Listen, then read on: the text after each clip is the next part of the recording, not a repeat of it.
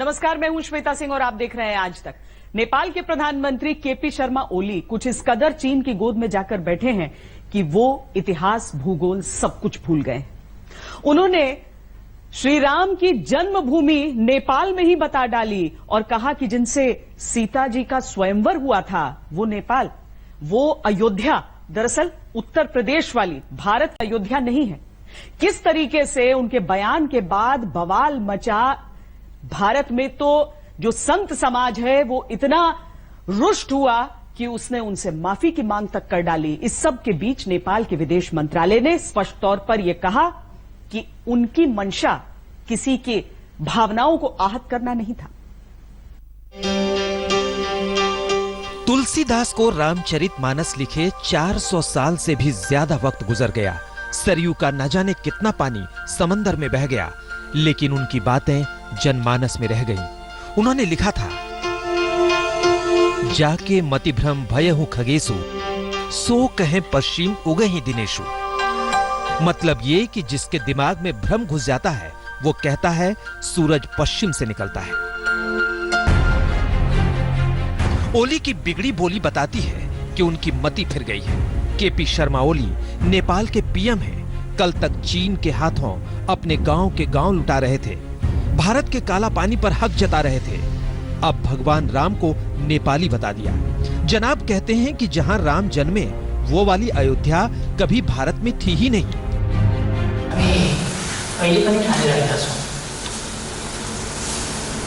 हामीले सीता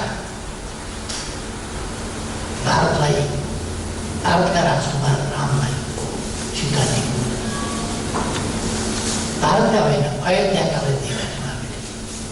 अयोध्या भनेको वीरगञ्जभन्दा अलिकति पश्चिमपट्टिको गाउँ। मतलब ये कि भगवान राम भारतीय थे ही नहीं।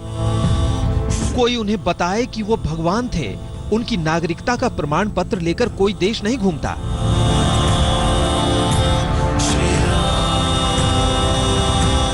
वो विश्व के थे, धरा वसुंधरा के नाम, रोम रोम में बसने वाले राम, कण कण में रमने वाले राम।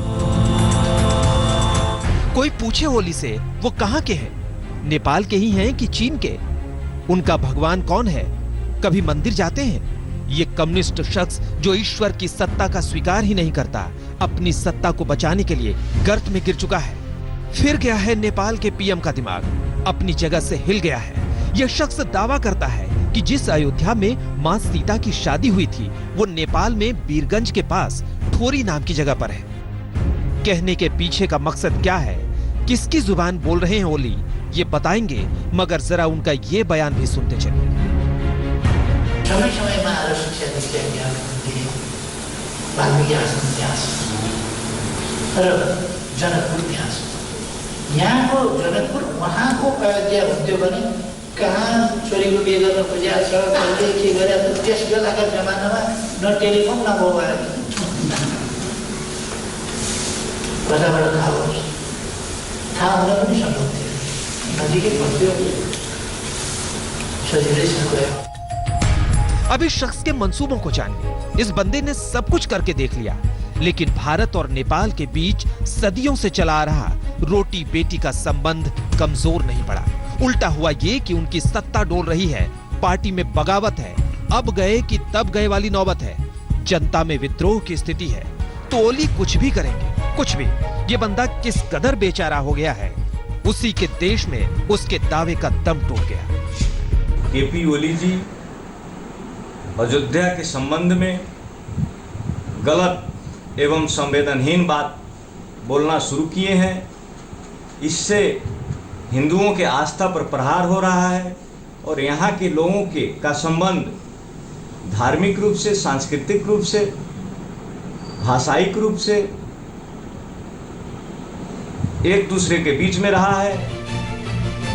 वैसे तो ओली की अहमियत कुछ है नहीं, मगर उनके बड़बोलेपन ने संत समाज में उबाल पैदा कर दिया है। वाराणसी में संतों ने ओली को आईना दिखाया, इसमें ओली तोरंगा दिख रहे हैं। जिनके शास्त्र ज्ञान ही ऐसे बातचीत करने से राम जी का अवतार नेपाल में हुआ था, ये तो बिल्कुल गलत है। और ऐसे नास्तिक के साथ में बातचीत करना नहीं चाहिए। शास्त्र में वर्णन है, जब भगवान राम जी के ऐसे अनर्गल प्रलाप करता उनके मुख दर्शन करना नहीं चाहिए। इस प्रकार के अनर्गल आप जो मन यहाँ सो बोल करके क्यों चला जाता है। हमारे यहाँ पूरे शास्त्रों के प्रमाणित है। किशोरी जी नेपाल की हैं, जहाँ पर हम लोग जाकर के भगवान रामभद्र जी गए हैं और वहाँ पर विवाह किए हैं, धनुष को तोड़े हैं, दुनिया जानता है और इस पर कोई छुपा हुआ कारण नहीं है। सीतामढ़ी से लेकर शाहजहांपुर तक, दरभंगा से लेकर दिल्ली तक ओली पर जुबान वाली गोलियां चल रही हैं। न तथ्य न तर्क, कुतर्क के आधार पर भगवान राम को नेपाली करार देने वाली उनकी बातें बवंडर बनी। जो राम वनगमन मार्ग है राम का दक्षिण भारत में, और राम जानकी मार्ग उसको कहा जाता है। दो रास्ते हैं, गोरखपुर होकर के वो जनकपुर गए थे मिथिलांचल में, और फिर वो जब वहाँ से धनुष यज्ञ के बाद वो लौटे थे तो बलिया की तरफ से उनका। यहाँ तक कि मुस्लिम समाज भी नेपाली पीएम को पानी पी पी कर कोस रहा है। नेपाल ने भगवान श्री राम के जन्म स्थान पर विवादित बयान देकर भारत में धार्मिक विवादों को बढ़ावा देने की कोशिश की है। नेपाल के पीएम का दिमाग चाइनीज वायरस की चपेट में आ चुका है। भारी भूल कर गए ओली। जब तक वो चीन की शह पर भारत को सीमा विवाद में उलझाने में लगे थे, तब तक भारत के लोग सोचते रहे छोड़ो, हकीकत खुद स्वीकार करेंगे और चुप हो जाएंगे। लेकिन नहीं, ओली ने हिंदुस्तान की आस्था पर चोट कर दी। नतीजे तो भुगतने पड़ेंगे। वैसे उस शख्स के बारे में क्या कहा जाए जो चीन को अपने 12 गांव सौंप कर भी उसी के गीत गा रहा है। शर्म इन्हें क्यों नहीं आती? उनकी सत्ता जा रही है, ऐसे बयानों से बच नहीं सकते। पटना से सुजीत कुमार झा, अयोध्या से कुमार अभिषेक के साथ आज तक। अयोध्या को लेकर कोई कुछ भी कहे, सदियों से जो शाश्वत सत्य है उसे कोई नहीं बदल सकता है। नेपाल के पीएम की हैसियत ही क्या है? जिनके रोम रोम में राम बसते हों, उस अयोध्या नगरी के अस्तित्व पर सवाल कैसे उठाया जा सकता है? देखिए अयोध्या से हमारी ये खास रिपोर्ट। राम के बिना जिस अयोध्या नगरी में आस्था का सूर्य नहीं उगता, इतिहास भी ये कहता है, भूगोल भी कहता है, परंपराएं भी कहती है, पुरातत्व और प्राचीन मान्यताएं भी कहती हैं। सबका एक ही स्वर है कि भगवान राम अयोध्या के हैं और अयोध्या भगवान राम की है। तेरे मन में राम। नेपाल के प्रधानमंत्री की साजिश जो भी कहे, दुनिया जानती है कि अयोध्या और राम को अलग अलग करना सियासी स्वर के अलावा कुछ और नहीं।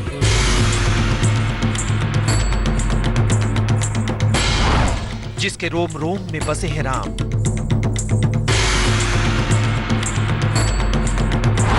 जिसके दिल की धड़कन है राम,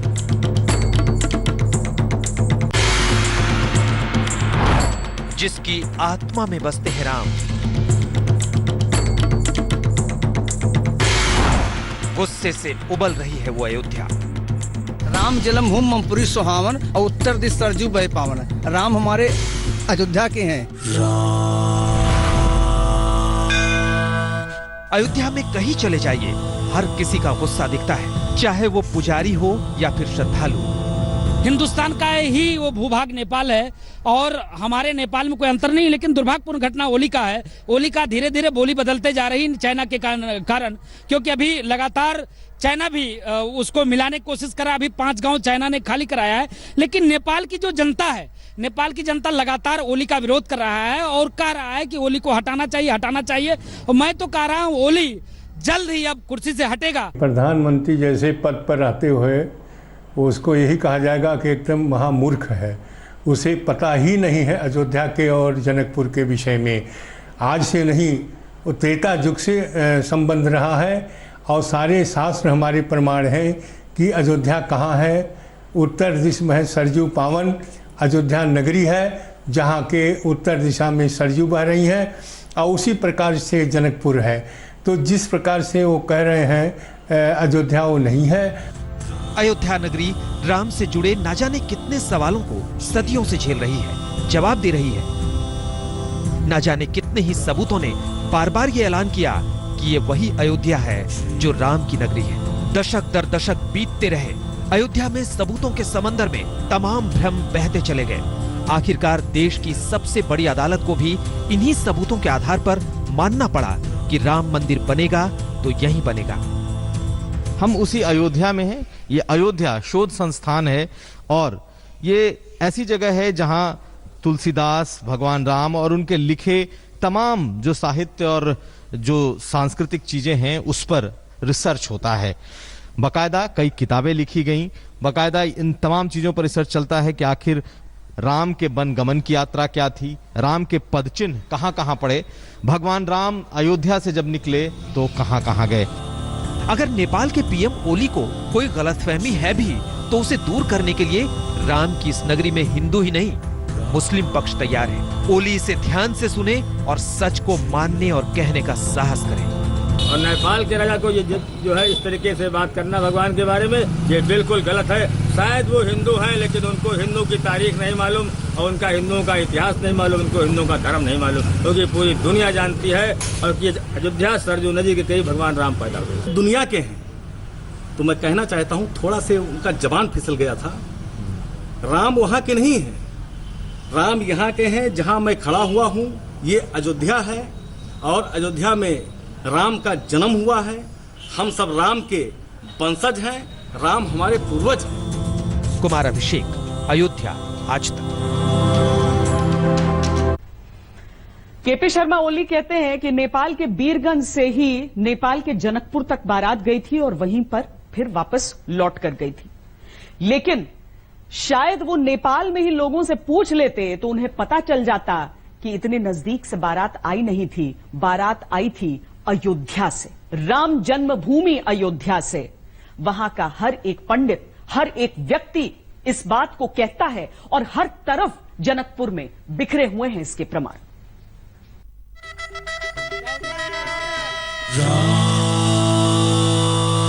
विवाह के बाद बारात जिस रास्ते से लौटी थी उसके भी प्रमाण मौजूद हैं। बारात ने जहां जहां विश्राम किया था वो सारी जगहें वर्णन के हिसाब से समय के साक्ष्य संजोए खामोशी से खड़ी है। बिहार में मोतिहारी से लगभग 20 किलोमीटर दूर सीताकुंड है जो बारात के रात्रि विश्राम की पहली जगह थी। उत्तर प्रदेश के गोरखपुर में एक गांव है डेरवा।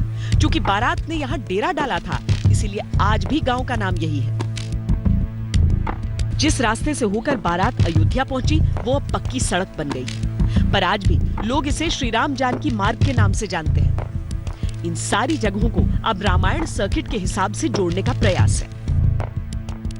जहां पर हम इस समय मौजूद हैं इसे जनक महल कहा जाता है, लेकिन दिलचस्प ये है कि राम जानकी मंदिर जो महत्वपूर्ण स्थल के तौर पर आपको आगे के हिस्से में नजर आएगा और पीछे के जिस हिस्से में इस छोटे से मंदिर के साथ हम खड़े हैं ये है राजा जनक और उनकी पत्नी रानी सुनैना का ये मंदिर। हालांकि आस्था में लोगों की बिल्कुल भी कमी नहीं है।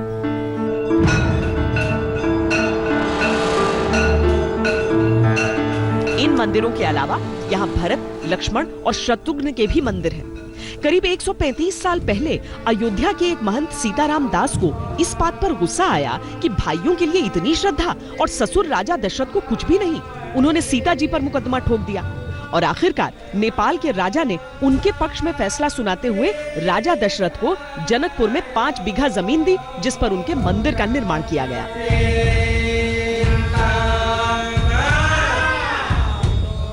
दरअसल जनकपुर ने अयोध्या के साथ बेटी दामाद का रिश्ता जोड़ा तो उसमें देवत्व का भाव कम, रिश्तों का जोर अधिक था। हमारी इस पेशकश में इतना ही। देश और दुनिया की बाकी खबरों के लिए आप देखते रहिए आज तक। नमस्कार, मैं हूं अंजना ओम कश्यप। हमें उम्मीद है ये वीडियो आपको पसंद आया होगा। लेटेस्ट खबरों के लिए यूं ही देखते रहिए आज तक और इस वीडियो के पसंद आने पर लाइक, शेयर एंड सब्सक्राइब करना ना भूलें।